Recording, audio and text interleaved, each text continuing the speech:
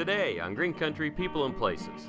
This land is your land, and this land is my land. I think the most important message that Woody has to share: take care of your fellow man, help each other out. Train, train, train. We're the Green Country Model Railroaders Association. I've got a thing about trains. Around we go, where the world's headed, nobody knows.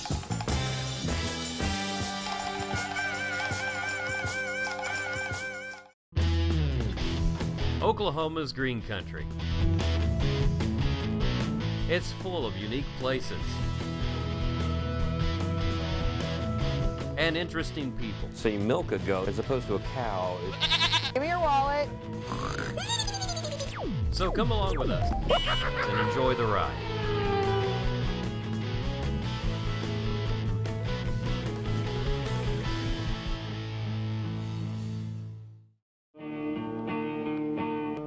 There is a house in New Orleans you call the rising sun. Today, we're at the Woody Guthrie Center in downtown Tulsa. Many a poor soul and me, oh God, I'm one. Why Woody Guthrie Center in downtown Tulsa? You know, and I've been asked that question a lot. Nora Guthrie was asked that question quite often because Woody was born in Okemah, and why not something closer to Okemah? But when you look at all of the rejuvenation that's going in at the Brady district, and all of the diversity that's going on with all of the things here in the Brady district, this is a perfect place for Woody. My life is almost over. For the people who don't know, and the youth of today, tell me who Woody Guthrie was and why is he such an important figure? I think that what the youth need to know, or adults who don't know who Woody was, is more than just who he was, and it's what he represented. He was just a good old Oklahoma boy from rural Oklahoma, did not have lots of power, but because he saw the things that were going on around him, the troubles that people were having, he knew that he had that creativity within himself to speak out against that. When he saw the migrant workers being treated so poorly in California, the things that the Dust Bowl survivors went through, that's our goal, is to take care of each other. That's what we're trying to do right now in Oklahoma with all of the horrible tornado damage that we've seen. If we did not have those people who showed us the example of the best person you can be is someone who will help somebody else, then where would we be as a society? So I think that's the most important message that Woody has to share. Take care of your fellow man, help each other out. I ain't got no home, I'm just a roaming round. Just a wandering worker, I go from town to town. The George Kaiser Family Foundation purchased the archives from Nora Guthrie, which is housed now in our center. And they have been very generous in getting this all started and being our sponsors. This land is your land, and this land is my land. From the California to the New York Island. Is this the Holy Grail?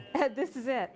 These are the original handwritten lyrics to This Land Is Your Land. All the editing, words crossed out, words written around things, and the little asterisk with the notation at the bottom is also engraved on our research room. It says, all you can write is what you see. I roamed and rambled, and I followed my footsteps to the sparkling sands of her diamond deserts. All around me a voice was sounding, this land was made for you and me.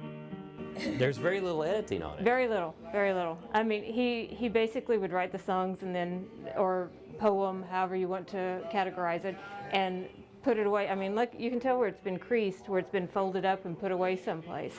On the back side of these lyrics, there's another song that he wrote, lyrics to another song called Don't Beg, and unpublished, but as you can see, you know, this, and I'm sure this was the Depression era mentality. He used every bit of paper. I mean, it just, that creativity just kind of explodes all over the paper.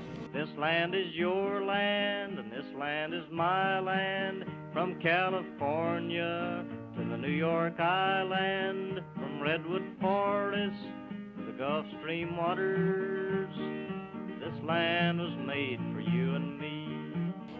He would always date the things that he wrote and put where he was when he wrote them, so that allows, that the archivists are very happy with that, because that allows them a little paper trail of when he was doing what.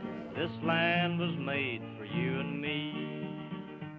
We want people to know that the archives are not just a couple of boxes of things. This is all stuff he either wrote, painted, drew, touched. There are over 10,000 artifacts in there. A lot of things that are in here are items that his wife Marjorie dug out of the trash can. The journals are some of my favorite things to look at, because it's not just writing. He would take lyrics or a poem or whatever that he had written and tape it in the journal, and then take watercolors, paint over it, paint over here. So basically one of the bad things is that people think of him just as a singer. Absolutely. Okay, I get it. The metal plates that are up there around this land exhibit, there are over 400 of those, and they feature not only his That's his artwork? lyrics, yes, his artwork. And I think that's an ingenious way of displaying the originals without worrying about the degradation of the paper, because they're etched, they're laser etched on metal. Do not think about tomorrow. Let tomorrow come and go. Tonight you've got a nice warm boxcar, safe from all this wind and snow. This used to be a warehouse. Yes, this is just a shell of a building. Amazing transformation has gone on in this space. There's a lot of room in here. There is 12,000 square feet as far as the center is concerned. 12,000? Yes, That's quite a bit. right. And your displays are beautiful. I really like the way you set it up. We are very proud of it. What's this? We'll just touch the screen. Really? Yeah. Oh, And it makes a great sound, don't you think? I like it. Yeah, It's like a game. You tap on the moving object and you get something. right. And it can handle about 30 touches at once, so multiple people can be on here. This is one of my favorite things, and I have yet to get through all the content. There's so much here because there are multiple tabs underneath each section. This tab shows musical markers, and you can scroll through and read about different musical influences and Woody's influence. Trail of the Times, usually, there we go, gives information about history. Route 66 is there. I wish I had this when I was in school. I mean, you can touch this and just move. It's better than being a weatherman. Isn't it great? I feel like I'm on an episode of CSI, and things just, you can throw things away around digitally. Students love it, kids love it, adults like it too, because when you come in and you touch it, it shows your handprint in different colors. So that's just a little fun added adventure here. All of the illustrations that are on this map are actually Woody's illustrations, and they're just animated. I love this one with this little guy being thrown out of the boxcar.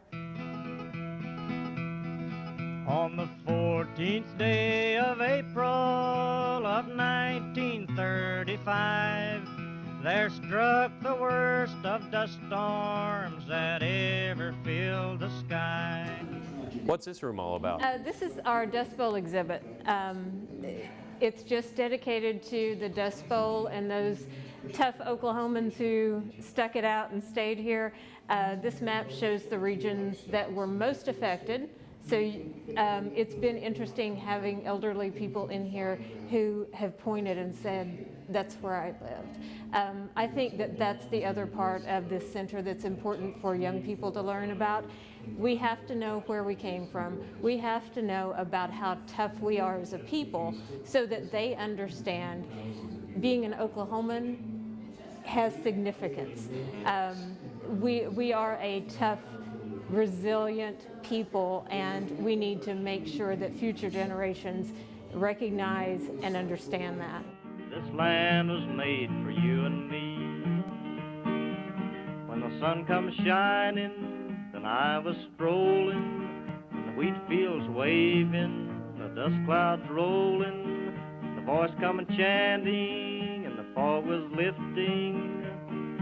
This land was made for you and me.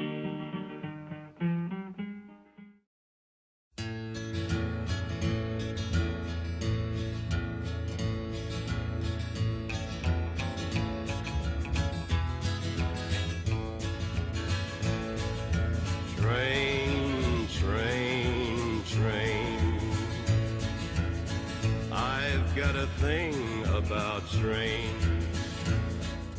We're the Green Country Model Railroaders Association. The club has been in existence since the early 80s, but we're a nonprofit organization. Mainly our main purpose is to promote the hobby of model railroading.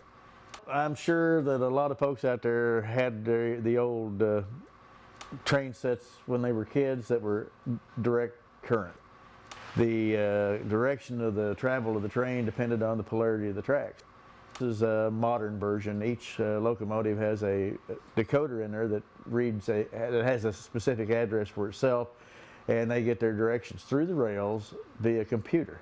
Wow. And it determines the direction and the speed. Of course, there's other functions. We have locomotives with sound that you can honk the horn, you can make the bells ring, and the whole 9 yards. I get a sad kind of feeling when I see a passenger train. The scenery is incredible. You spend more time working on the layout than you do with the trains, don't you? Well, we have several days. Well, we meet at least a couple of days a week. There's people that are here on Tuesdays that they do a lot of work on the layout. Saturdays, you'll have a lot of the members come in that want to run their trains, but there'll still be people working on there. But that's one of the neat things about the hobby. You have electrical work, you've got construction, you've got scenery. Well, and it's very lifelike. I mean, you've put a lot of work into this. I mean, I could say I've been to half these places, it looks like. We discovered we had a short there the other day. We just haven't got it corrected yet. Oh, okay. Well, that's nice. I'm glad you really got prepared for us. You're fading from the scene, but you've had your days of glory. Train, train, train. The rocks and things, what do you build them out of? Those are made out of plaster castings. As you can see over here, we have a mountain that's in the process of being landscaped. I've got a cardboard matrix to give me the general shape. I've put this paper over here. This is something new for me. I'm trying to save some of the plaster drips that when I start putting the plaster coated paper on there, that we don't drip too much on the floor and the other track. And then across that, we'll put another coat of plaster and also some of the plaster castings. And then you paint it, stain it, add the texture. Maybe I'm a little sentimental, 'cause I know that things have to change. But I'd still like to go for a train ride, 'cause I've got a thing about trains.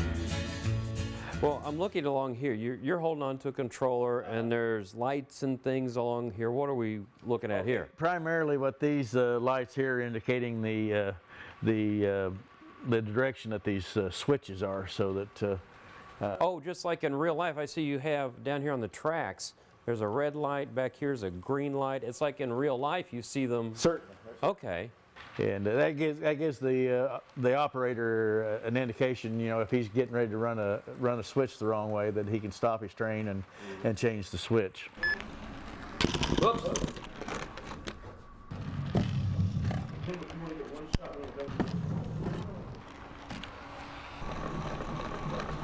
When this thing is humming, you have 4 or 5 people out here, each with a controller, working their own train?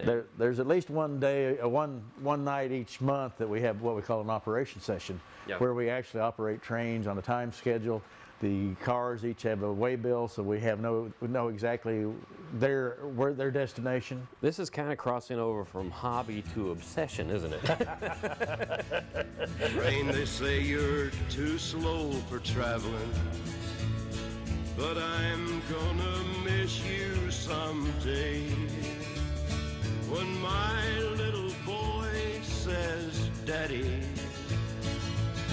what was it like to ride a train?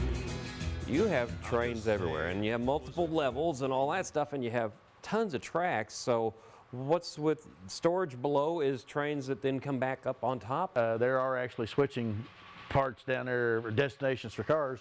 But that large yard you see there is what we call a staging yard. Okay. In other words, that's where our trains originate from when they come into the play on the operation. It's technically storage almost, but Basically, but storage with a purpose, because the trains are going to go somewhere, or they may end up back down there. right. And you wind up with an area like this because this is a what do you call it again? This is a classification yard. In other words, this is where a train will come in. The cars are sorted for different destinations. They may go out on a separate train, or this might be their final destination. I'll just say it was a good way to travel when things didn't move quite so fast. And I'm sorry, son, that you can't ride one. The trains are a thing of the past. Train, train, train. So this train is one of the trains that was stored. Now it's coming up, and why do you have this? Well, just like on the real railroads, trains can only go up a very shallow grade. Okay. If you had too heavy a grade, then we had to add a whole lot of locomotives to try to get a train up. And if you had a real steep one, it would be Hot Wheels instead, right? There you go. There you go. Well, and when I look over here, your detail's amazing. I love that you have water, you have a tugboat. You also have a sense of humor. There's some strange things sticking out around here, right? Certainly. Tongue in cheek, if you will. It's really neat that you have your own building, that you have this facility set up, because that's very hard to do for any club. Also, even next door, there is a place which actually helps sell some materials and things you need to start up your own layout. It's kind of a holy place for us, if you will. Yeah. Well, this has been really, really neat, and I don't think people realize that, you don't have to be 5 or 6 to have a train anymore. It's a lifelong passion for a lot of people, right? Well, I have a sign in my personal layout that says, you're never too old to play with trains. You grow old if you quit playing with trains. Train, train, train. You're fading from the scene, and I'm gonna mourn your passing. Train, train, train. I've got a thing about trains.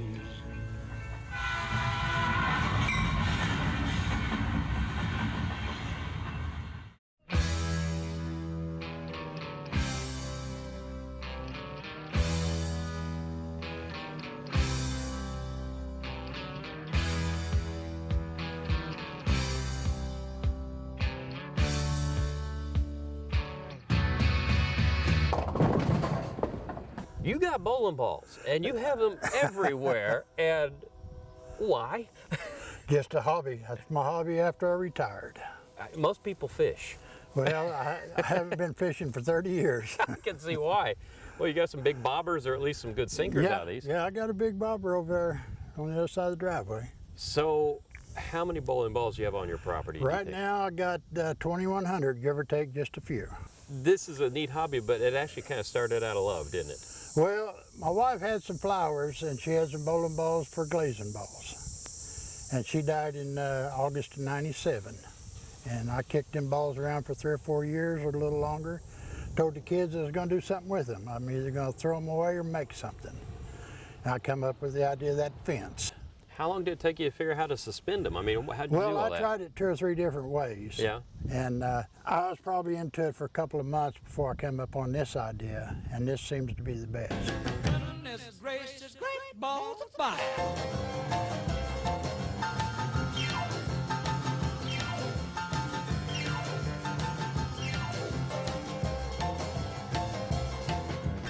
So this has got to be one of the largest croquet sets I've ever seen. Well, when I was a kid, there was always a croquet set. Oh, So man. that's just kind of a natural. You never quite played with it, have you? No, in fact, I've had kids out here take them balls out and take these mallets and start whacking them around the yard. This is my atom. I found them rings at a junk shop up in Coffeyville, and I was trying to think of what I could do with them. That's And I neat. thought, well, I'll just make an atom out of it. I took one of them and cut it and welded them back together, but that's my atom. Add a couple more balls and you could have a solar system. Well, you know, I thought of that, and somebody suggested that, but the only problem with that is the planets are all different sizes. Oh, yeah. And if this is all about bowling balls, and I can't have 9 planets the same size. Well, once you start orbiting the Earth, you'd probably whack some kid in the head anyway, wouldn't you? Well, I would hope not, but you never know. Well, Chris, I noticed that, you know, you're making these off things that mean something to you. Obviously, we have a peace sign over here, and you have a cross right here, too. Right. Well, this cross was one of the earlier projects. That was about the 3rd thing that I started, that cross. It's heavy. I had to get my grandson to help me put it up. Well, and you have a fun side to you, too. I like your Christmas tree. Yeah, that was somebody suggested a Christmas tree, so what I did that I went to yard sales and found some Christmas trees with the heavy wire branches.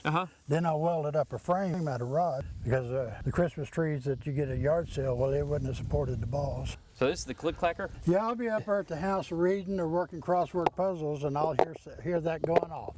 I know somebody's out here. It's kind of like your warning system. Yeah. That's too much fun. Now, why are they fuzzy? That's what the balls are made out of. It's some kind of rubberized deal. And it doesn't like being out inside so much. I guess that's what it is, but all the black balls aren't like that, but most of them do, just the material they're made out of. That is neat. And the band played on.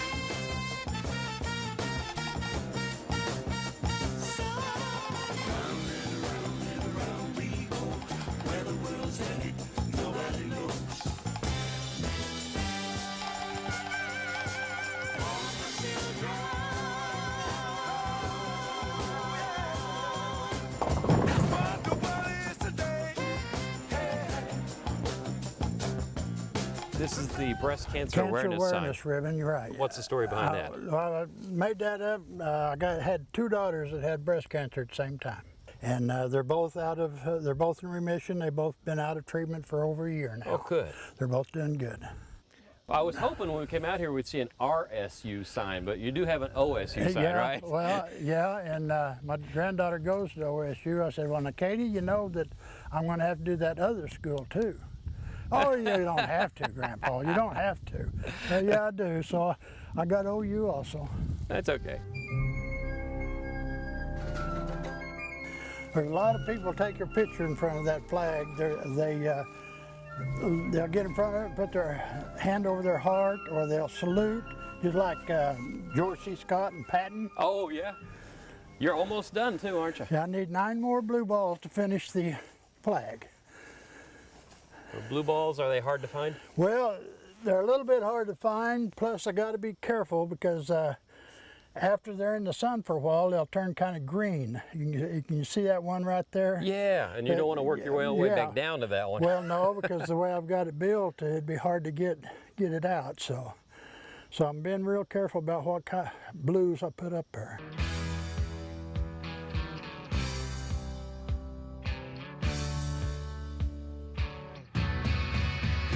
Now this is my mini museum. Mini museum, I like the walls. These are good balls. Collector balls and special balls. I love the eyeball ball. Yeah, my son and daughter-in-law brought that back from Georgia, Tennessee. That would get your attention. And so I see you also have a map that shows the pins of where everybody's visited from. I've had visitors from 45 states and 8 foreign countries. You got any more pins? This is a pyramid that I built. I had 385 balls on it, and right now I'm between projects, so I'm just expanding the pyramid, making it bigger. I've got a wheelbarrow full of bowling balls there if you want to Okay. get them on there. Working 9 to 5, what a way to make a living, barely getting by. It's all taking and When I get that tier finished that you're working on right now, there'll be 506 balls there. Now, are some of these balls cracked because people bowled them and they got cracked? I don't know that it's because they did it bowling, but Yeah. the weather has a lot to do with it, and then the material that they're made out of. And you can't complain when it's free. Huh? Right, the price is right. Okay, well, I appreciate the visit. This has been a lot of fun, but I do have to ask you the million-dollar question. Do you bowl? I haven't bowled since last time I bowled was with my wife, Yeah? and that was about 95. So it's been a long time since I bowled. In fact, the bowling ball that I used to use is down there on that fence. It was one of the first ones that went on the fence. And the band played on.